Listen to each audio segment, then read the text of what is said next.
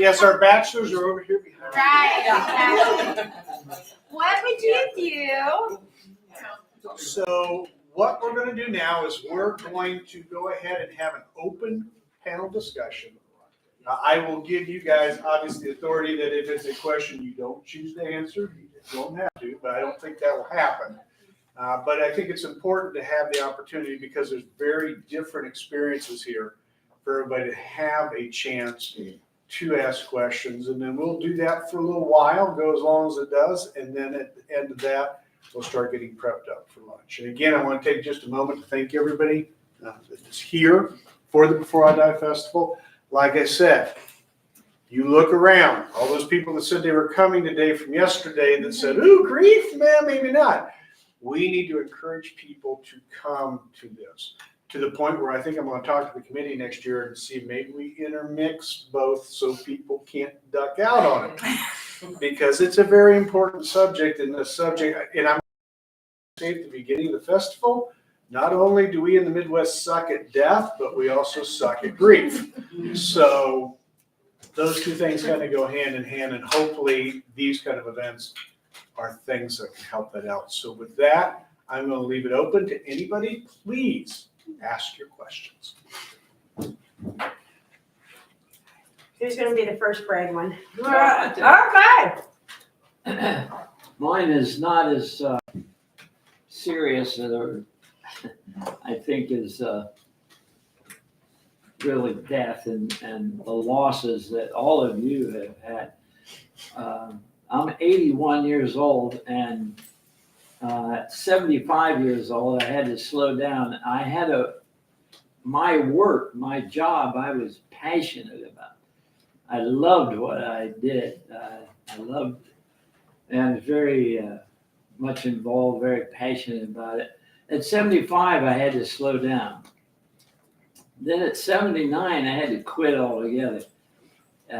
So for the last 2 years, I didn't realize it, it's really been a period of grief. I miss that so much.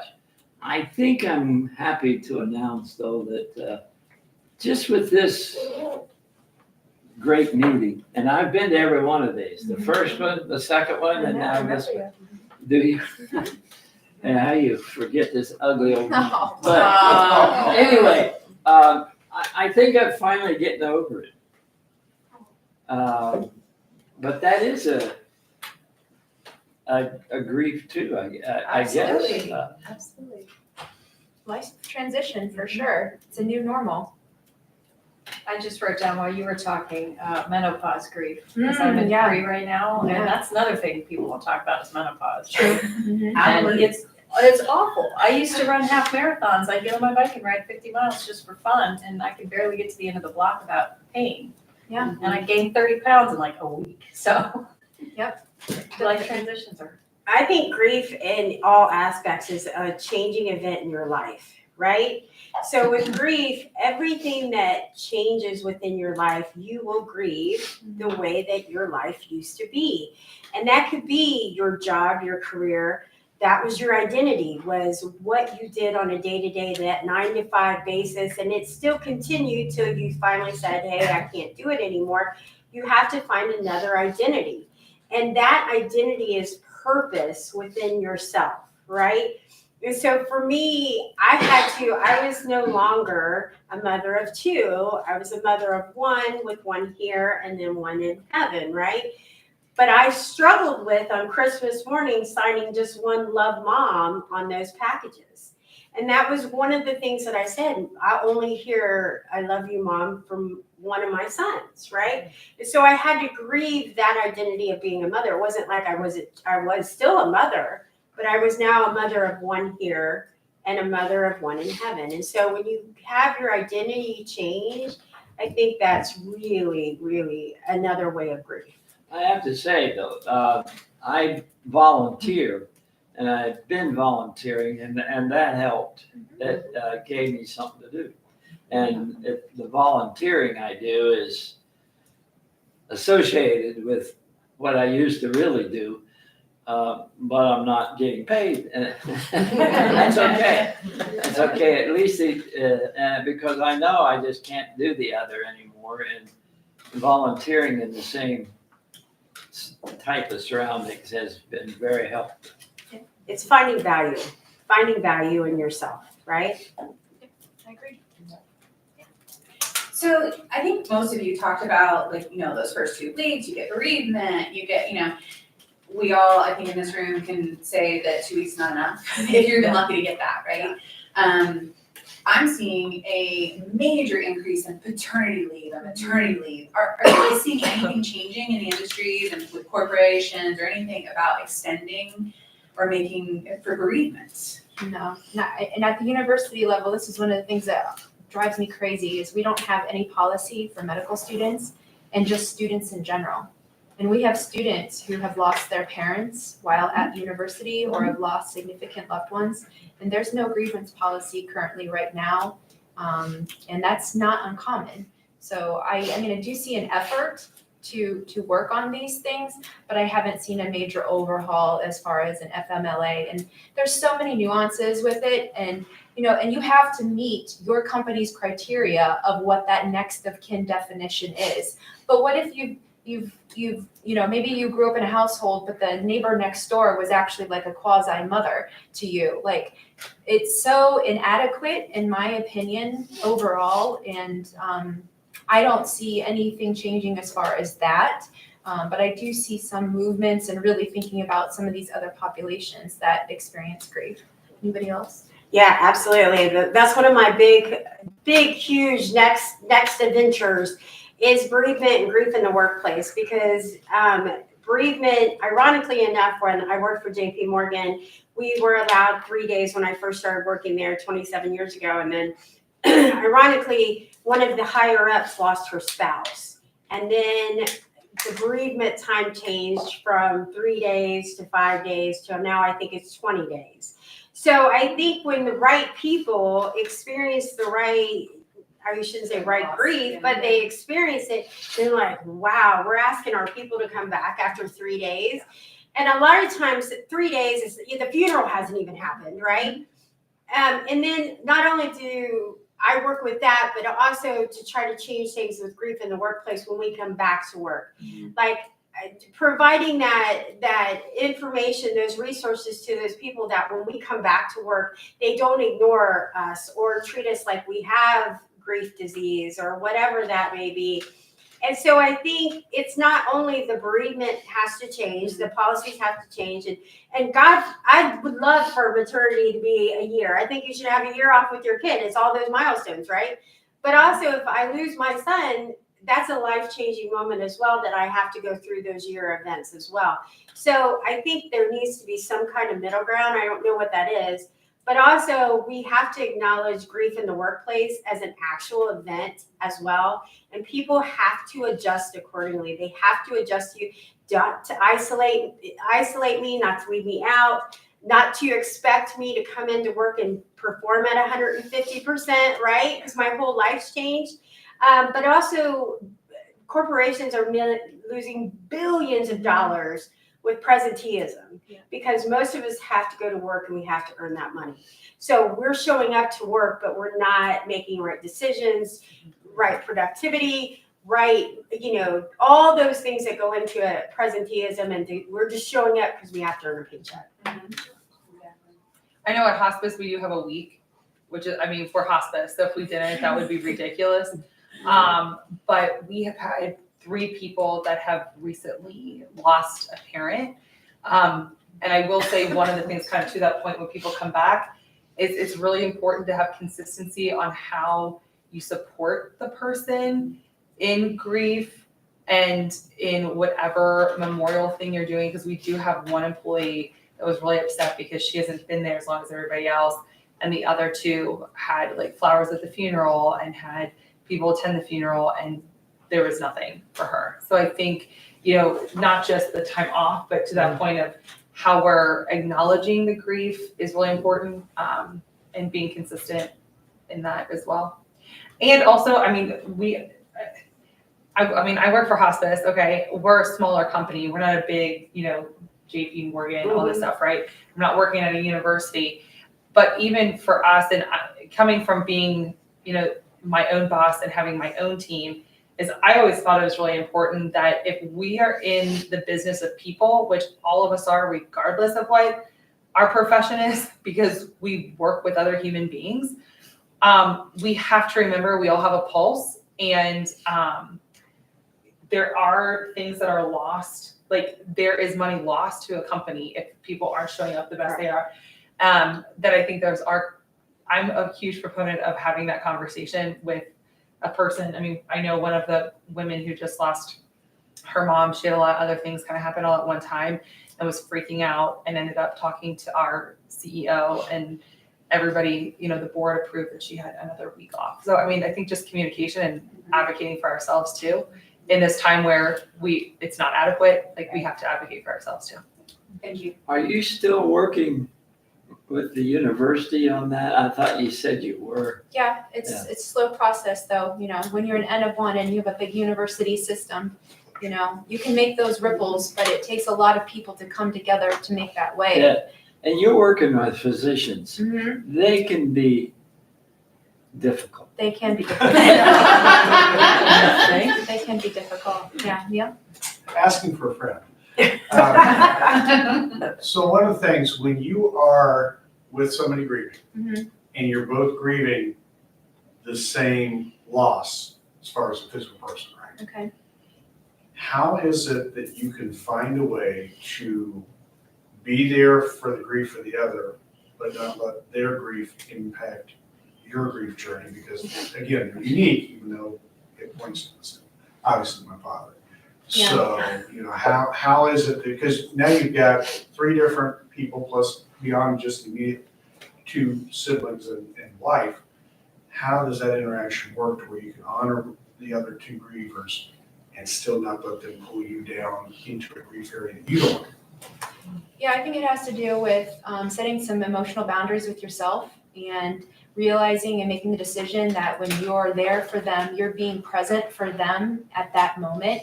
But then once that exchange ends, then you give yourself permission to then start feeling the feelings that you're feeling.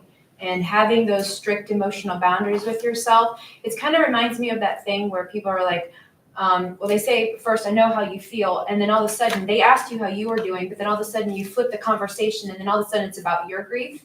And I feel like that could be borderline on that type of situation. And it really just takes setting some good emotional boundaries, like, X, Y, and Z, while I'm here at this time to support you. And we can talk about whatever you want to talk about. But then after that ends, after that session or that intervention or whatever you want to call it ends, then you allow yourself some time to debrief, practice self-care, like what we've talked about, incorporating whatever you need to, and reflect upon how that exchange may have impacted you. Because I don't know necessarily if that person is going to have the awareness to ask you how you are doing and return the same favor to you. So I think to reflect upon it and understand like how their process is impacting yours, but at the same time still uniquely grieving your own, I think that that's key. And that's trial and error. There's like no manual on how to do that, and the process again looks different for everybody. Yeah, I think one of the things with my group that I deal with, we're all grieving, right? And we're a support group, and so we're all there for each other. And so I have to look at it, and it's amazing what happens with this support group is that we all start shaking our heads yes when someone mentions something. So finding the similarities of your grief really helps in your healing. So if I say, hey, did you guys experience somebody saying something terribly awkward to you at the funeral, and everybody's going, yes, yes. It's finding that likeness and similarities within each other that helps you feel like you're not alone. You're not imagining this, and that it's completely normal. Because that was one of the things I could not get through my head. Am I doing this grief thing right or wrong? I didn't know what that was, right? I didn't know how to do it right. I didn't know if I was doing it wrong. And I wasn't crying every day on my bed, curled up in a ball. And I was thinking, is this me as a mother? I'm not a good mom. I'm not, So there were so many what ifs. So when you surround yourself with other people that are grieving, and you have similarities, it really helps you in your feel good, like I'm normal, I'm okay, this is the same. You know, you're dealing with this the same as I'm dealing with it. Or you're not. It's a perfect example. Sometimes when we talk about triggers, somebody said, don't use the word trigger around somebody that's murdered. And I said, I've never had a problem with the word trigger, but they had a problem with the word trigger. So that started to put my mind into motion. Is like, what am I saying that might trigger, or they call it grief activate, right? Which I love, but I still can't say it. But those are the kind of things that are differences in grief. Like, I don't like to hear the word, I could just kill you, right? I don't like it when people say that. But it's something that we're very flippant when we talk about it. Like, oh, I could just kill my kids. And I'm like, that's not comfortable for me. But again, you have to be patient with those. I think the big thing, just kind of piggybacking on what Rachel said about the emotional boundaries, but also giving yourself the permission to do what you have to do. Like, emotional boundaries are key, but I think sometimes even in that situation, like I know for me personally, like when Viv died, my husband at the time and I were handling it incredibly, like night and day different. And he would piss me off all the time because he would not allow me to do what I needed to do. And to, like, perfect example was the day after she died, he wanted to just like lay in bed and cry all day. And I was like, you're going to kill me. Like that, like you're grieving and wanting to bring me down into this spiral that you're in is going to kill me. I need to go be around other people. I need to go do other things. There's all these things we need to prepare for. I don't care if that's what you do. Like, that's absolutely fine. Be my guest. I support you in that, but please don't put like that expectation on me. Like, I need to go do this for me right now. So I think kind of stepping into my own advocacy of this is what feels, and you know, I don't know if anybody's read the book, The Body Keeps the Score, but I believe that with grief too, like we intuitively know what we need. Like our grief is a physical, emotional, spiritual, intellectual response to something, and our bodies tell us the things that we need. So just becoming more aware and giving yourself the permission to do that, I think is really In important. full disclosure, Rachel and I talked about this in a parking lot when I was dropping off cards to her one day. I wanted to mention out loud because I think sometimes we get the feeling that we have to be there for a mom, a spouse, whoever, and sometimes there's times you can't be. Yeah. And that I think that we need to understand as grievers ourselves, or as grievers we know, encourage them to have a broad net of people, because we can't always be there. Yeah. When you're both in the midst of grief, sometimes it's tough. Just like you said with your husband, you wanted to honor his grief, but his grief was sucking the life out of you at that moment. But there's this connotation, well, your spouses, you got to be in that together. I think grief throws every connotation, like every theory, every thought out the window. Like, you got to just like chuck everything you've ever believed, thought, been told to believe, and know, and just be like, I'm starting all over, like, and rebuilding what Hope said. Like, your life is totally different. It changes you, and it can change you in really great ways. But we can't, to effectively go through the grieving process, we can't allow ourselves to have our stumbling blocks be norms that we're told are norms. And ironically enough, what you said, Neil, I have never had a marriage, like a husband and wife join my support group at the same time, right? Yeah. Or friends, or even it's because that's something that they want to do, that they feel they're ready to do at a certain time. So ironically, I've never had friends, moms, I've never had like groups of people come to my support groups together, so. And in my practice, it's usually the men are the one-on-one, and it's the women that do the larger groups. I mean, I do have some women that are one-on-one, but again, that kind of points to people deal with things differently. People process things differently. So.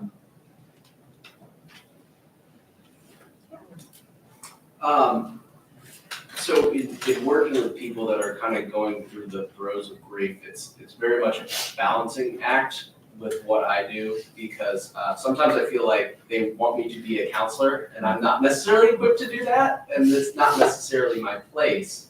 But at the same time, I feel like I do have to give them some emotional reassurance to help get them through this. But do you have any like practical tips that I might be able to kind of add to my like chest of like things that I can draw on to, yes, I don't understand what you're going through, but I know we're gonna get through this. But here are some ways that I can kind of move past this need for the emotional, like I wanna give them emotional comfort, but I can't, right? Yeah. Like that's the reality of it. How do I move past that? What are some practical things that I can do to give them reassurance, but not to the level I know I can't be a counselor for? And do it without being flippant, because that's a tough thing in our Exactly. industry, you don't ever want to sound flippant about it. Yeah. So I established this thing, I co-authored it, it's called the Grievers Bill of Rights, and it has like, I don't know, like 20 different things, and I can send it the PDF version, and it basically, it's grievers often forget, like, they're not responsible for everybody's else emotions or reactions around them, and they carry that undue burden of processing their own loss, but also feeling like they have to be responsible for everybody else. And in this Grievers Bill of Rights, it just goes on to like, just like you said, it's like just like I said, it's like a Bill of Rights. It's like, you have the right to do this. You have the right to feel this way. You have the right to say, to tell somebody that's not helping you, I'm obviously not being very articulate right now because I haven't memorized it, but I think that that's a helpful tool because it just reminds people. And sometimes when I'm passing it to my clients, they're like, oh my God, I didn't even think of this. I had no idea. You're absolutely correct. Just to have that constant reminder, that is one tool that I know that I've used that has helped me. Does anybody else? One of the things that I'm working on is a checklist for help, and it's like immediate help, 0 to 3, 6 months, 6 to 12 months, and then future help. And one of the things that I really tell people, and you're getting people at the very core of their grief, right? Like, the deepest sorrow is to say, find a trusted person, right? Who's your trusted person? Who is your go-to? If I have questions, who can I go to? Same thing with help as well. Acknowledge somebody in your life that you can go to, that you can be honest, uplift, say, listen, this person totally said this to me, or I really need help with this, and not feel like you're going to be judged. But if you ask them what that trusted person is, get their name, get their number, and say, listen, if I have any questions, would you like me to reach out to them before, or would you like me to help you with this? Can I reach out to them? But also to gear them into, tell this person what you need help with. Tell this person what you need. And even when it goes beyond the funeral, beyond the viewing, when somebody comes to me and says that dreaded question, if you need anything, just ask, I can say, right now, I don't know, but Hope, my friend, she has a list of things that you can help me with, and she can guide you into anything. And if you can help, great. And so one of the two things happen. It relinquishes you of the burden of coming up with something, but it also provides you with help and provides them with the opportunity to help you because they really do want to help. They just don't know how. And if somebody gave to me and said, hey, Hope needs her dogs pooped in the backyard, can you go clean up dog poop? I don't know anybody to say, no, I don't want somebody to clean up my dog poop. I don't know anybody that would say that. We of course need that help, right? But it's finding that trusted person to say, this is your go-to person that if you need anything, you can absolutely feel comfortable with. Don't ask my kids on the dog poop, they never clean it up. Right. Well, I tell people all the time, I said, listen, if you need help cleaning up your dog crap, tell people you need help cleaning up the dog crap. Well, funeral homes have lists, right? In the bathroom. I love your list in the bathroom. Yeah. And that's always like a good go-to. I wish more people would take me up on it, honestly. Like those are things that I'm sure you're. we can go above and beyond. But that's the thing. It's like you can lead a horse to water, but not everybody's gonna take me up on those kinds of things. Well, I think too, like to the point of when you're meeting people too, like I know for me and for a lot of the people that I've worked with, like at that point where they're sitting down, they're still in that like deep grief fog where it's like, did this really just happen? How am I gonna get through this? What is going on? That even if you're offering them resources at that time, it doesn't matter because they're being given so much information about so many things that it is a great resource. I was going to bring that up too, but there's so much coming at them. And that's why I believe that post-death work is a times more important than pre-death work. And it's not just post-death, like 3 days, a week after. It's those weeks and months that come, years that come afterwards. Because that's when everything's lifting. You're, really settling into, oh, this is my reality now.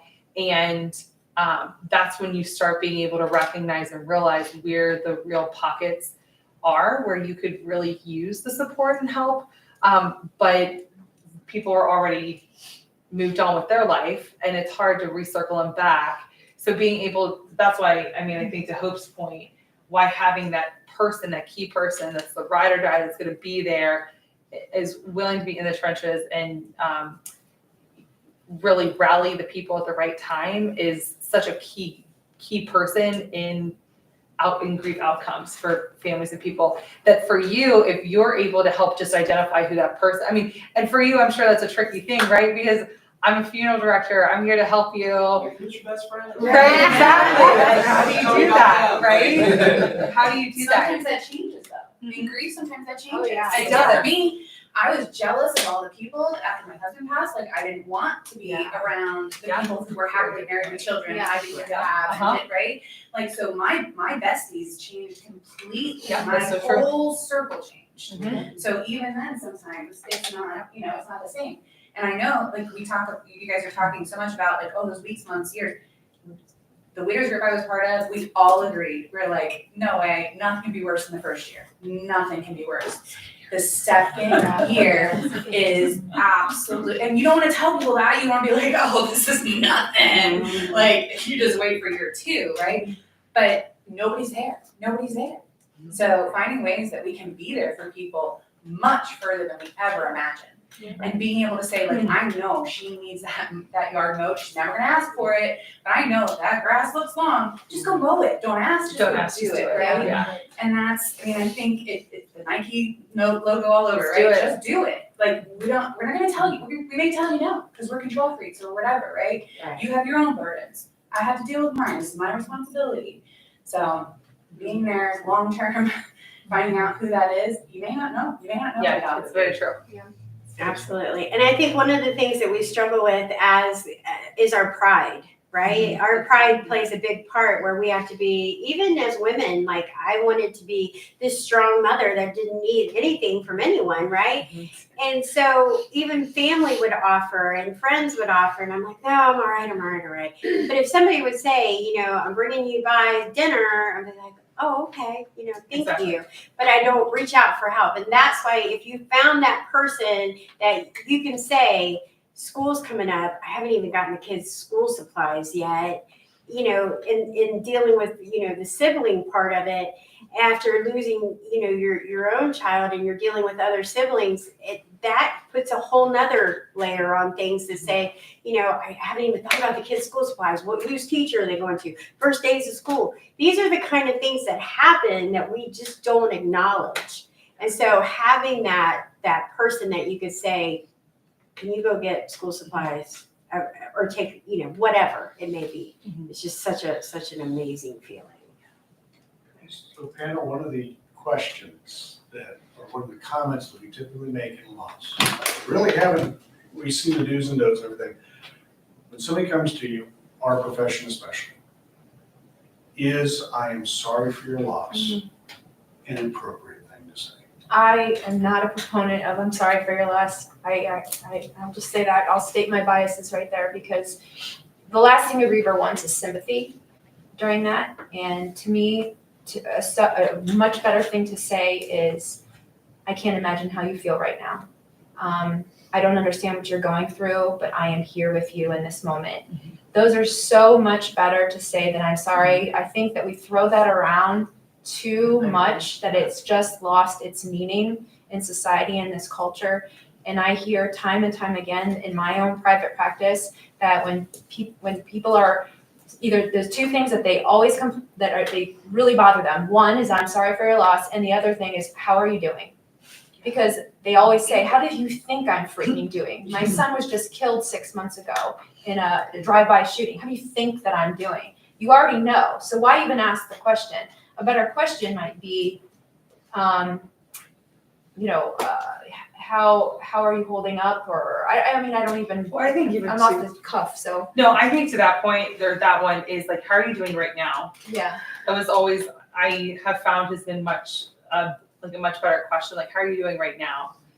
Instead of, how are you doing? Because of course, we know how you're doing, but how are you doing right now? Because for me, what I found is that gives the griever the opportunity to be honest about how they're feeling about the situation in general, but also to share a win that maybe they're having where, today I actually felt good getting up, so there's an opportunity to allow them to kind of take the question and answer it in the here and now instead of like blanket statement.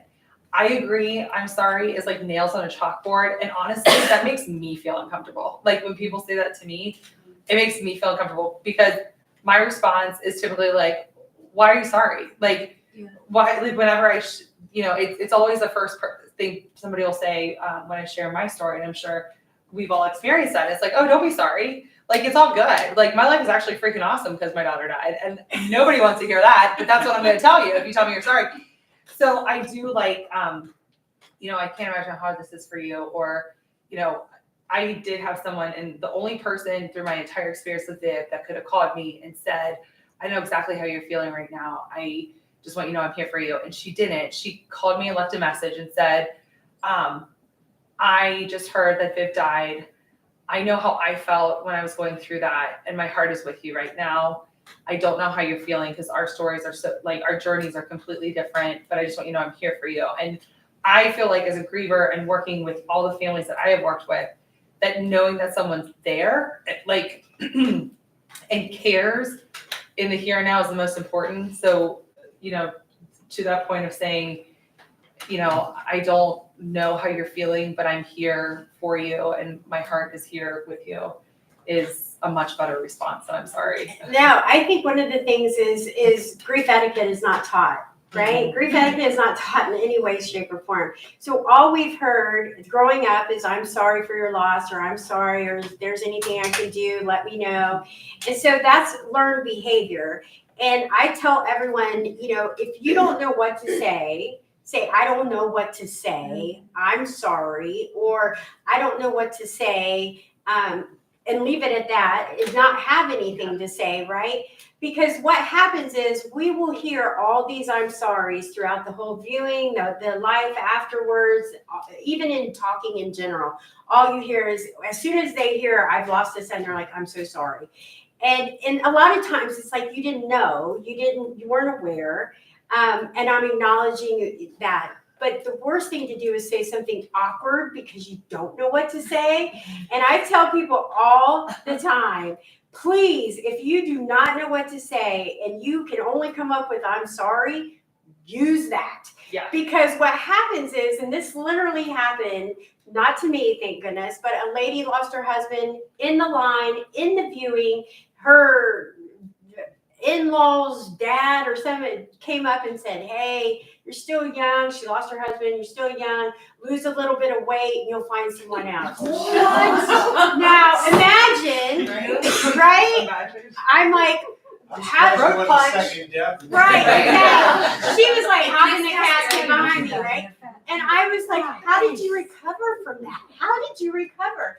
And she said, I could not think of anything else after that. I was so just blown away. And I thought to myself, oh my gosh, here it is. This was 10 years later. This lady, that's the first thing she remembers.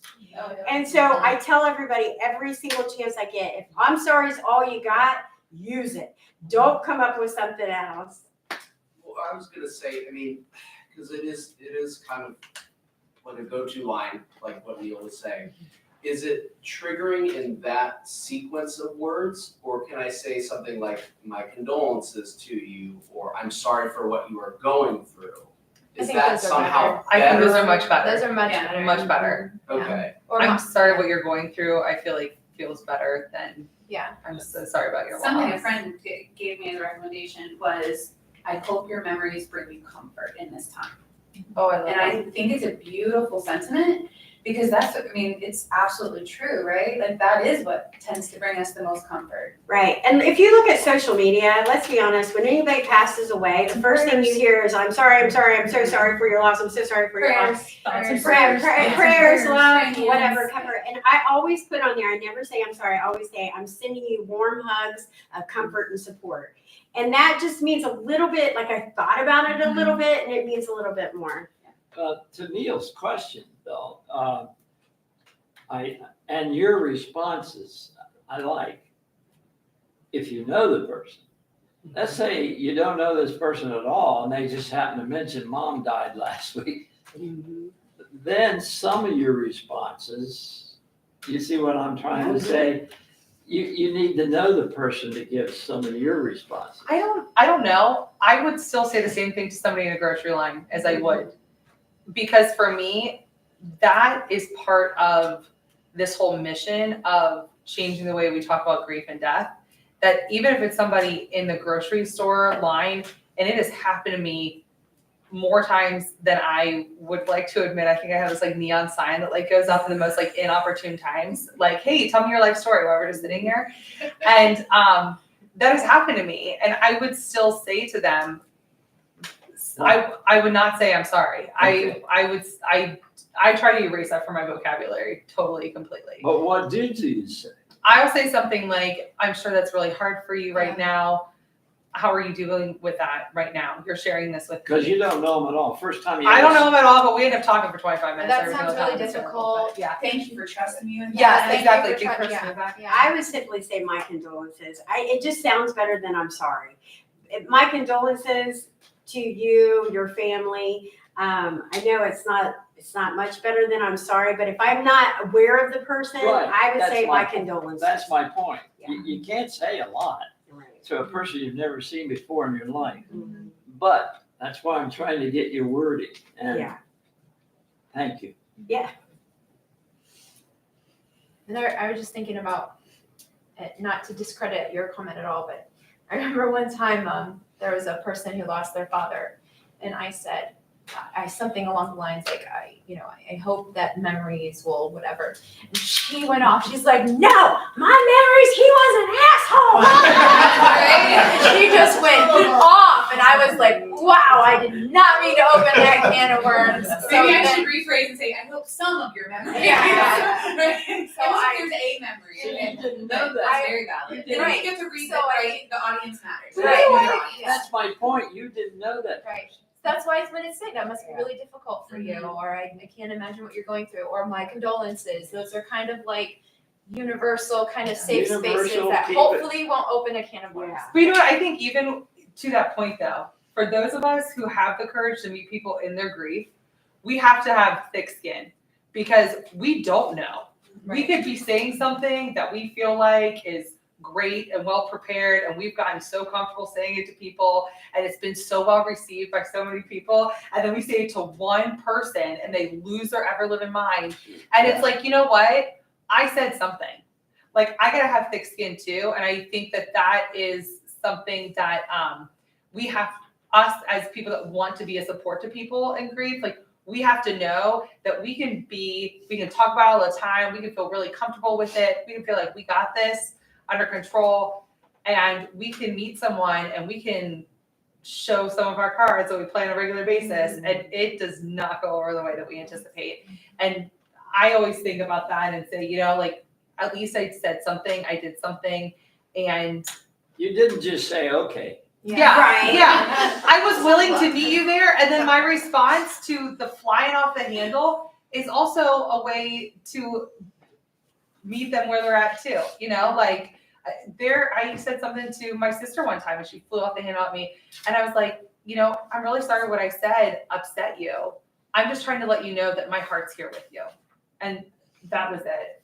But thank you for saying that, because I think a lot of times what keeps us from being in that moment with people is the fear of saying the wrong thing. Yeah. And in my mind, I would rather say maybe not the exact right thing and show that I at least have some compassion Right. than just glossing over or not saying anything. And I know, because to your point, you just don't know what each individual, I mean, even in regular life, right? Right. What are the things you're gonna say that's gonna piss somebody off and you're like, I didn't know that was good.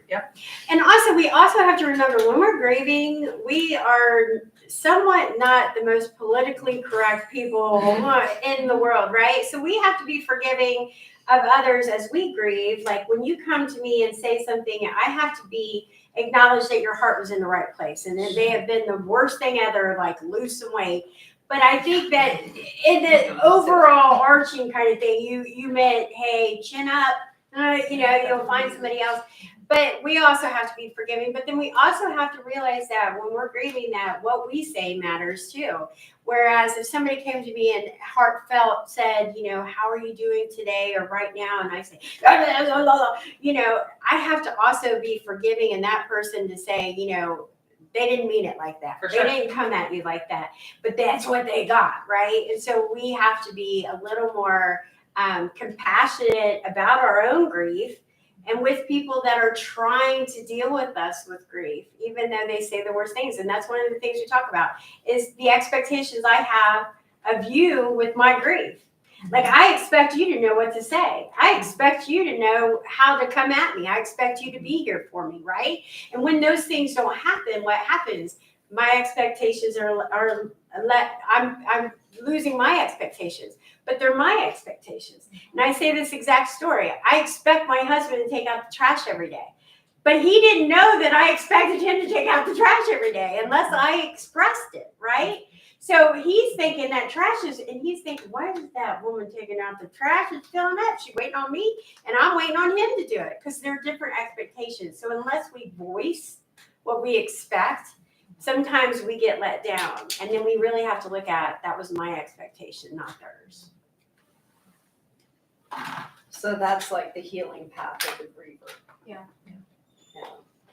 And I find I probably made every mistake out there. I mean, over the years, that heavy doses of self-forgiveness are really important. Oops, I screwed up. And to not be afraid to approach the next person who's in need, or to ask for forgiveness, just to say, hey, I said that, I'm so sorry I said that. I just, spaz moment,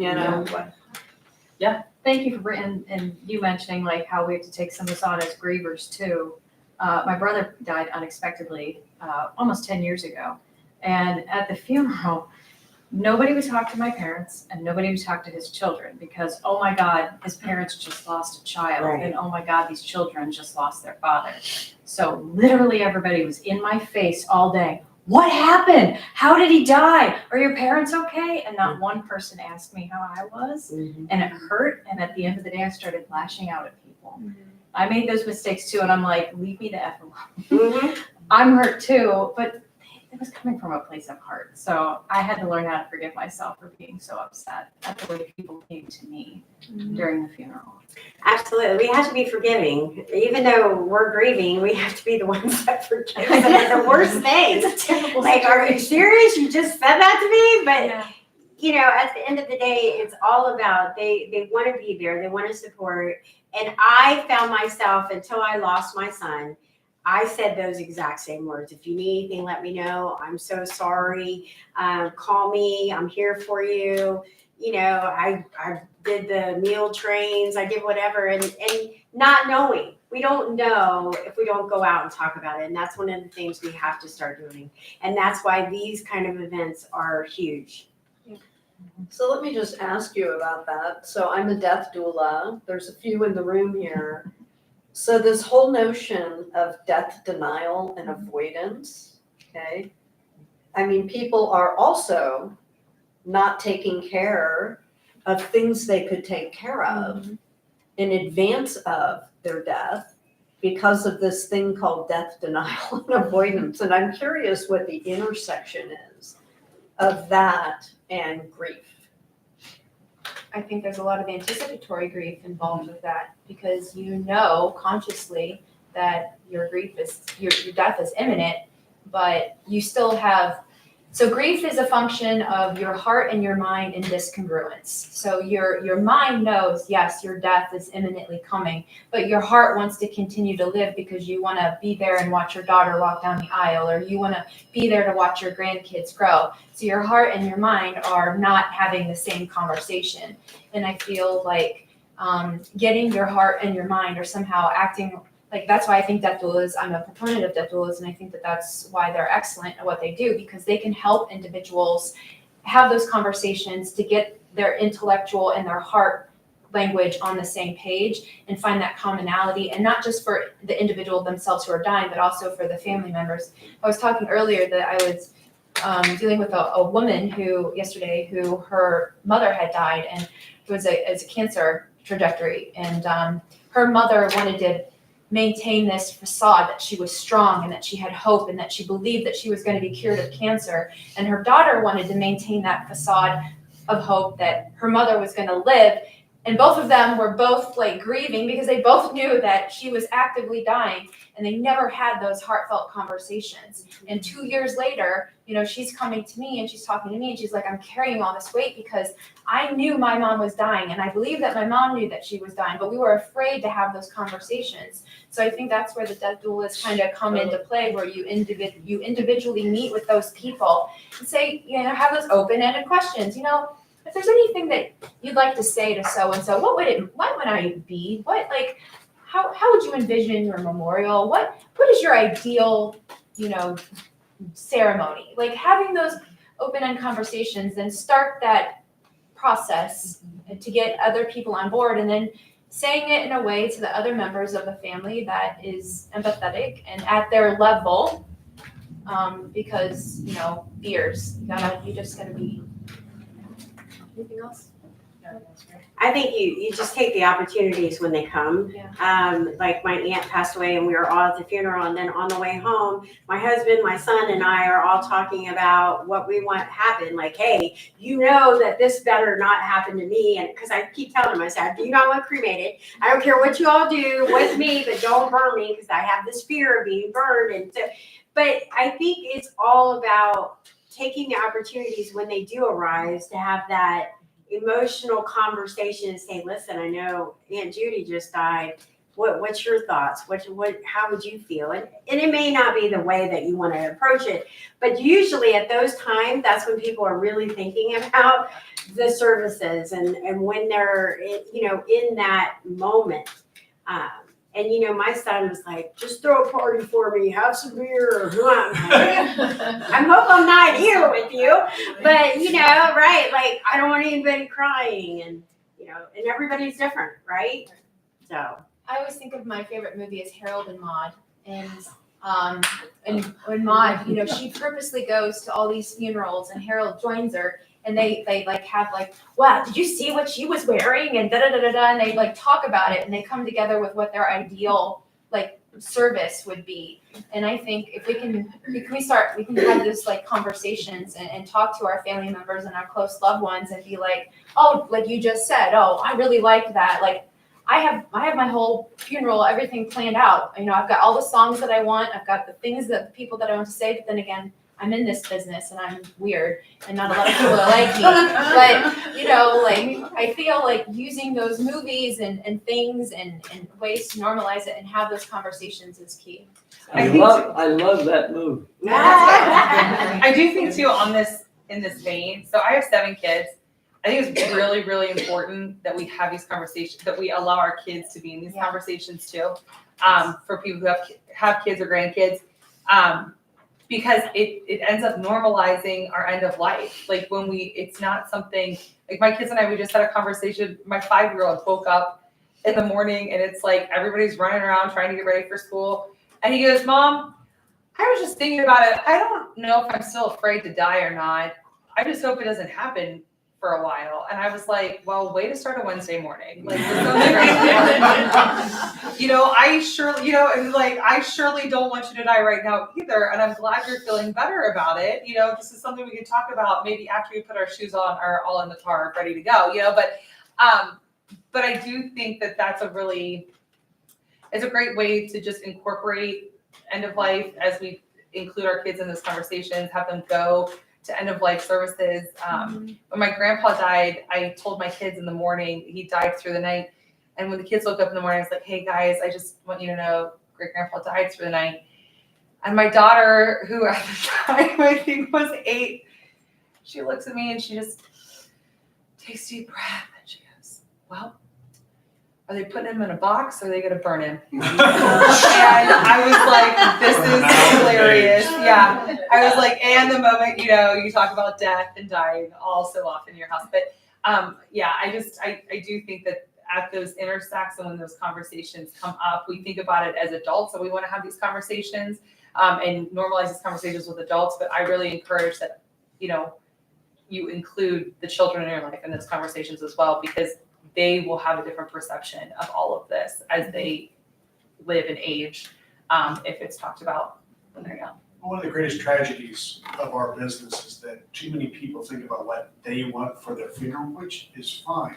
But too few of them will talk to people that are actually going to be at the funeral about what they want. Because when I'm gone, I'm gone. I believe we'll be hopefully in a better place. If all I care about is what I want, what about my kids? What about my wife? What about whoever's left? And to your point, having those open conversations. My wife's first conversation with her parents about what they wanted happened she attended the Before I Die festival. So that's what these things do, is get the discussion. Absolutely. And one final thing with and inviting people into the discussion is, whether you believe it or not, people are watching you grieve. And so I tell everybody all the time, people watch and observe you grieve. They watch and observe you accomplish things. They watch and observe you. So even though you may think that you're the only one grieving, or you're the only one feeling this way, or it's people are looking at you, it's your children that are watching you, your family, your friends, your coworkers. All of them are watching how you handle what you're doing in a silent manner. Mm-hmm. So even though you may think that you're, nobody's paying attention, they absolutely are. I just read something the other day, like to that point, that it said, let's change the conversation from, oh my gosh, you're so strong, to, hey, I see that's a really heavy lift. How can I help you? Yeah, I love that. And there's also other resources too, like there's a death deck, there's games around this that have, to start those conversations and make it lighthearted. Like my kids and I play the death deck all the time. They are really irritating when I bring it out, they get really angry. But just things like that, like you said, and nothing brings more joy to your heart than overhearing your 24-year-old, using grief-centered language with their friends online that they're playing D&D with, like that's the greatest compliment, because when you normalize it and you see it going down and it's passing, then you feel like, okay, we've got this, we can do this better, so. And I have the death deck in my suitcase, as Tiara's been calling it. So if anyone wants to see it, you're more than welcome. We also do the Newly Dead games Yeah. sometimes, and that's something we've done in the past, so we'll have to bring back at another one of these festivals. Never heard of them. I was That's gonna awesome. So the Newly Dead game, you get couples, married, significant others, what have you, you sit them up front, instead of asking them the newlywed games that you get, you'll ask them, so what is your spouse's wishes for final disposition? I guess people start to realize, maybe I don't know what this is like. I have a hard time, my husband remembering what my favorite color is. Right? I don't know why I'm like. I hope he remembers don't burn me. Right. I will tell you, he does know that. He does know that. Is there any good literature that you might be able to recommend, like, top books or podcasts, like, hey, if we wanted to kind of progress in our own growth and how to approach it, like, what might you recommend? Briefly Perfectly Human by Laura Arthur, The Top 5 Regrets of the Dying, Midwife for the Soul, all of Barbara Karn's little books are really good. I have loved listening to Julia Louis-Dreyfus has a podcast called Wiser Than Me, and she interviews celebrity women that are all in their final act of life, but their wisdom and thoughts of how they're like reviewing their life at that age is so insightful. I've really enjoyed that. Sorry, I just jumped into this because I just had to do a paper for a course. I have a whole book list that there's other ones that I know I'm forgetting that I've just read recently. Another one that I really love that sounds like kind of crazy that it would be a good end of life book is, it's actually the Barefoot Contessa's memoir. It's called Be Ready When the Luck Happens. I think what I love about that is just kind of looking at your life and how, because everyone's going to die. We have to live well and age well to die well. And that really is, I think, what we're promoting here. Because if we're not doing these things, we're unable to create our legacy. Like, I don't know if anybody's read like the Dash poem or whatever, like, you know, we go and we see a headstone or a memorial card and it says their birthday and their death date. And it's like, yeah, those are significant dates, but their life happened in that dash. And so I really think that as we are, you know, really wanting to bring normalcy to death, we have to promote living life with intention and living life well for that to be able to happen. So can I give the panel a little bit of a homework that after this is over, you guys send me like your top 5 reads? I'll put those all together and then I will send it out to our entire group so that we have a reading list. Would that work for you guys? Absolutely. I'm gonna add a few podcasts, and there's a brand new movie that just came out called Tuesday on Amazon Prime that I literally tell every person who's ever lost a loved one to watch. It is one of the best movies I've ever seen on grief, death, and loss. So I'll add that. So yeah, so any podcasts you guys think of, books, documentaries, Living While Dying we watched last year, that's a fantastic one to help navigate grief. So we'll put together a list for our attendees that you guys can enjoy. So big round of applause.